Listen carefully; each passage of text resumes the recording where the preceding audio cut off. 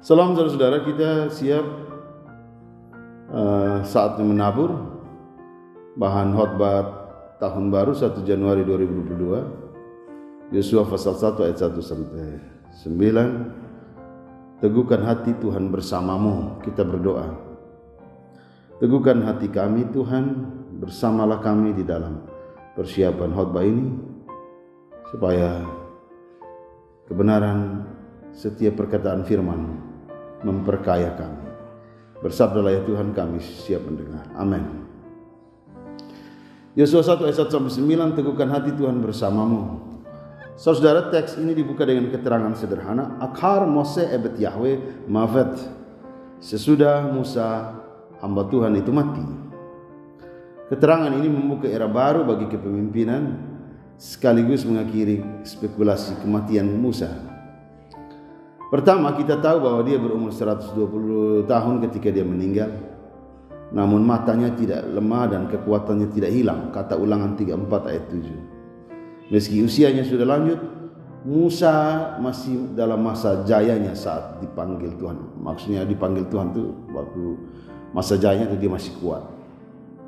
Kedua, karena dosa ketidaktaatan Musa di padang gurun ketika di Meriba, masa di Kades, Bilangan 20 ayat 12, Ulangan 32 ayat 51. Musa tidak diizinkan untuk masuk ke tanah perjanjian. Dia membawa orang Israel ke ujung Kanaan dan dia melihat ke dalam negeri, tetapi dia tidak diizinkan masuk sendiri. Di akhir kehidupan Musa, Tuhan memberi Musa pandangan sekilas tentang tanah yang ditinggalkannya dari Mesir. Musa mendaki gunung Nebo, dari sana dataran Moab ke puncak Pisgah. Di sana Tuhan menunjukkan kepadanya seluruh negeri. Ulangan 34 ayat 1, Bilangan 27 ayat 12 sampai 13. Musa meninggal di puncak sesuai dengan firman Tuhan. Tuhan menguburnya secara diam-diam dan sampai hari ini tidak ada yang tahu di mana kuburannya. Ulangan 34 ayat 5 sampai 6. Ketiga, satu misteri melibatkan kuburan Musa. Para ahli telah menyarankan Tuhan mengubur Musa secara diam-diam dan tanpa penanda kuburan, untuk mencegah kuburan menjadi semacam tempat penyembahan baru, karena bangsa Israel terrentan terhadap penyembahan berhala. Nah, kematian Musa disebutkan dan penulis Yosua tidak lupa menempatkan kehormatan kepada Musa sebagai hamba Tuhan. Bukan kekuatan Musa, bukan doa Musa, bukan tentang di mana kuburnya, tetapi statusnya sebagai hamba Tuhan tidak berubah. Ini yang saya maksud dengan era baru kepemimpinan.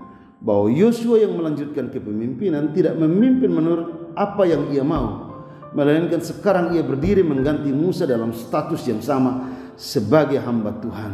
Amar Yahweh el Yosua. Dalam status sebagai hamba Tuhan, hal pertama yang dilakukan Allah ialah berfirman kepada Yosua. Tuhan diam-diam sedang mengedukasi Yosua untuk terbiasa mendengarkan firman Tuhan. Kita menemukan kesinambungan yang luar biasa. Negeri yang dijanji adalah janji firman Tuhan. Kepada abdinya Musa, Tuhan meminta membawa Israel dari Mesir dengan biasakan hidup dalam kontrol firman Tuhan. Di negeri batas menuju tanah perjanjian, Yosua berdiri di hadapan Tuhan untuk mendengar firman Tuhan. Dipanggil dengan firman Tuhan, berjalan dengan firman Tuhan, berdiri di batas menuju negeri perjanjian dengan firman Tuhan. Diawali dengan firman Tuhan, dilanjutkan dengan firman Tuhan, dan hidup seperti yang firman Tuhan kehendaki.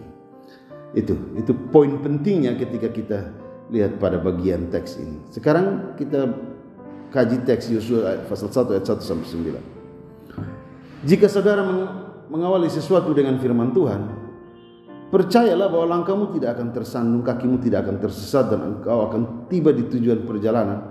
Sebab firman Tuhan itu suluh dan pelita bagi jalan kita. Sekarang kita akan lihat bagaimana Tuhan menyatakan firman-Nya sebagai perintah, larangan, dan harapan bagi Yosua.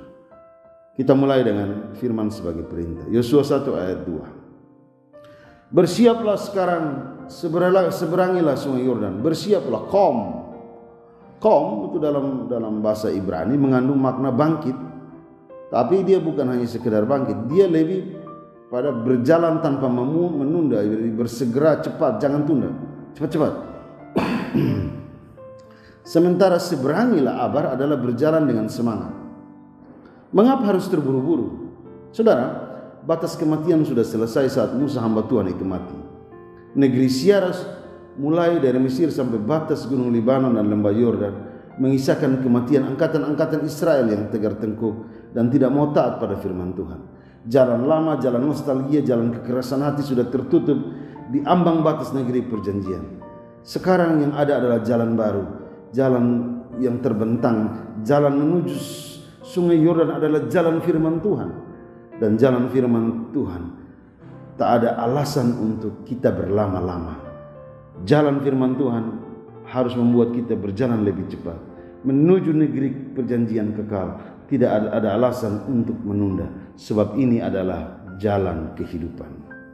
Yosua pasal 1 ayat 3 sampai 4. Setiap tempat yang akan diinjak oleh telapak kakimu kuberikan kepada Musa, kepadamu seperti yang telah kujanjikan kepada Musa. Dari padang gurun dan gunung Libanon sebelah sana itu sampai ke sungai besar, yakni sungai Efrat, seluruh tanah orang Het sampai ke laut besar di sebelah matahari terbenam, semuanya itu akan menjadi daerahmu. Adakah sesuatu yang menggiurkan dari firman Tuhan ini? Tuhan sendiri menyiapkan negeri perjanjian, tetapi ukuran dan luasnya ditentukan oleh pijakan telapak kaki Yosua. Setiap tempat yang akan diinjak oleh telapak kaki Yosua diberikan sebagai negeri perjanjian. Saudara, hidup dalam firman Tuhan, melangkah dalam visi firman Tuhan, membuat Yosua mengalami sebuah kepercayaan dari Allah.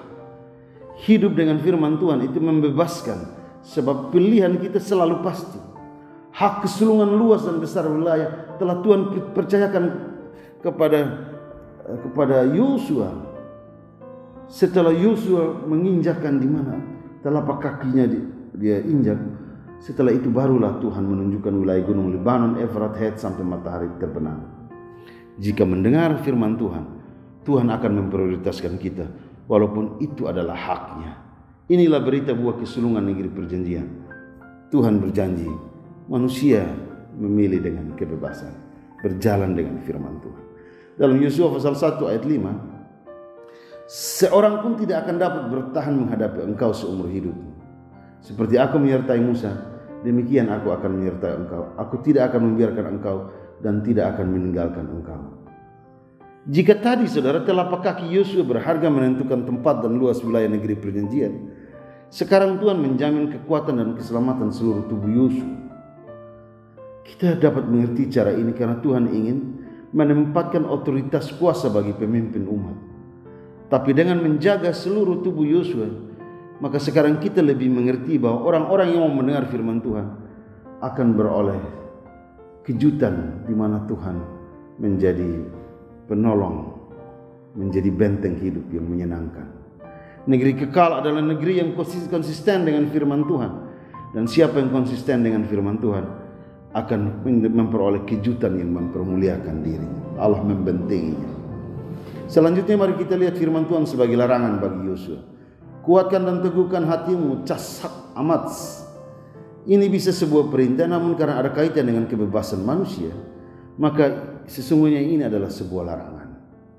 Sebagai pemimpin, jangan sekali-kali Yosua menunjukkan ketakutan, kecemasan di muka orang Israel, ataupun berubah pikiran hanya karena orang Israel, ataupun karena marah dan tidak mendengar Tuhan.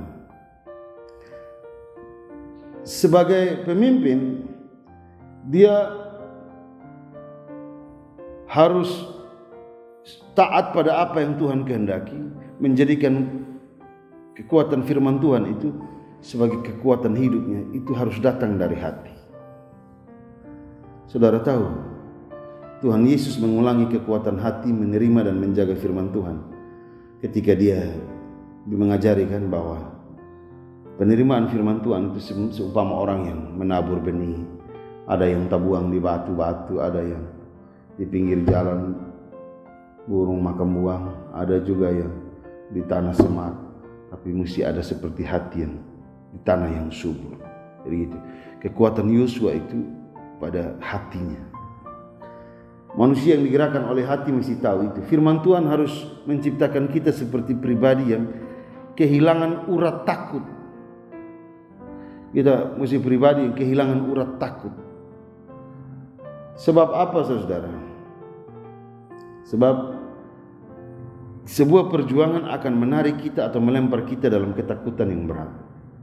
Sejarah membuktikan bahwa orang-orang yang tak memiliki rasa takut karena menyadarkan hidupnya pada firman Tuhan akan mencapai keberhasilan. Saudara pernah baca artikel kan bagaimana Luther harus mempertanggungjawabkan 95 dalil di kota Worms yang mayoritas penduduknya waktu itu beragama Katolik. Karena ada soal-soal politis, teman-teman Luther berupaya menahannya karena risiko yang harus ia hadapi. Tetapi Luther menolak. Ia tetap melangkah. Meski katanya, meski dari atas menara bara-bara api diturunkan untuk membakar, aku tetap menuju Worms. Dan perjuangan itu menghasilkan reformasi. Hal kedua, jangan menyimpang ke kanan atau ke kiri. Penggunaan kata kanan ya men dan kiri sem oleh adalah ungkapan kiasan orang Ibrani untuk arah, titik mata angin, kekuatan dan kelemahan, kemesraan. Di setiap arah ada berkat. Tetapi maksud teks ini bagi Yesus adalah jangan mengambil jalan lain yang dianggap jadi berkat bagimu. Jalan kiri kanan mungkin ada banyak berkat, tapi hindari jalan yang keluar dari firman Tuhan untuk kepentingan dirimu. Rebutlah berkat untuk kepentingan orang banyak, bukan untuk diri. Jangan. Jalan firman itu jalan lurus. Ikutlah jalan itu, maka segalanya akan ditambahkan kepadamu. Setelah larangan, sekarang Tuhan berfirman untuk sebuah harapan.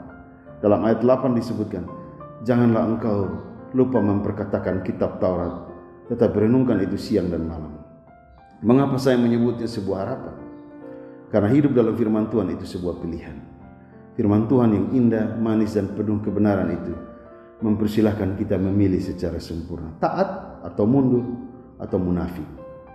Begitu kan ketika seorang muda yang kaya datang kepada Yesus dengan agenda kesalehan, melakukan semua hukum Taurat, lalu Tuhan menyuruh dia mencapai apa yang sempurna dengan menjual semua harta dan bagikan kepada seorang miskin. Ia kecewa dan Yesus juga tidak menggubris, karena firman Tuhan itu soal pilihan kesetiaan atau ketaatan. Mengapa Tuhan menghendaki Yosua jangan lupa memperkatakan Taurat? Bahasa Ibrani tentang memperkatakan mus, jangan beranjak dari itu, artinya jangan beranjak dari firman yang Tuhan ajarkan. Maksudnya bukan hanya membacakan hukum, tetapi membahas, mendiskusikan dengan orang Israel tentang apa yang firman mau, kehendak firman atau Taurat bagi kehidupan mereka. Kita tahu mengambil tanah adalah risiko terbesar. Di balik tanah itu ada harga diri satu bangsa, dan perang tidak mungkin dihindari. Tetapi Taurat itu juga penuntun kehidupan, etika dan moral bagi Israel, hukum yang menjadikan bangsa itu berbeda. Apa makna di balik gagasan memperkatakan Taurat? Supaya Yosua dan Israel berjalan hanya dengan mengandalkan firman Tuhan. Perang dan kekerasan mungkin tak bisa dihindari, tapi dengan memperkatakan Taurat, Tuhan hendak mengajari Yosua dan Israel bahwa mereka tidak melangkah sebagai pencuri, perampok yang mengambil sesuatu tanpa hati. Saudara tidak harus menjadi pemenang tanpa standar nilai etika dan moral. Jadi ini bukan perampasan tanah, ini menerima apa yang Tuhan berikan, standar etika dan moral dari Tuhan sendiri. Akan ada banyak perang di depan. Taurat membatasi mereka untuk tidak tergoda pada penjarahan karena barang-barang itu tidak sebanding nilainya dengan negeri perjanjian yang kekal itu. Carilah makna firman Tuhan, supaya jangan kita mengatasnamakan Tuhan untuk melegalkan kesesatan kita. Kalau begitu, dari sekian banyak kajian akan teks ini, saat tema diperhadapkan kepada kita, teguhkan hati Tuhan bersamamu. Pertanyaannya adalah, kita mau melangkah kemana? Ke tahun baru? Bukan. Kita melangkah bersama firman Tuhan, membawa kebenaran firman Tuhan di tahun yang baru. Tuhan Yesus sang firman sejati sudah mendahului kita, dan dia akan menyambut setiap orang yang melangkah dengan firman-Nya, dengan kejutan-kejutan yang membebaskan dan memberi sukacita. Selamat memasuki tahun baru, tahun memperkatakan firman. Amin. Kita berdoa. Kami mau terus memperkatakan firman-Mu Tuhan, karena hanya dengan perkataan firman-Mu kami hidup kini dan selama-lamanya. Amin.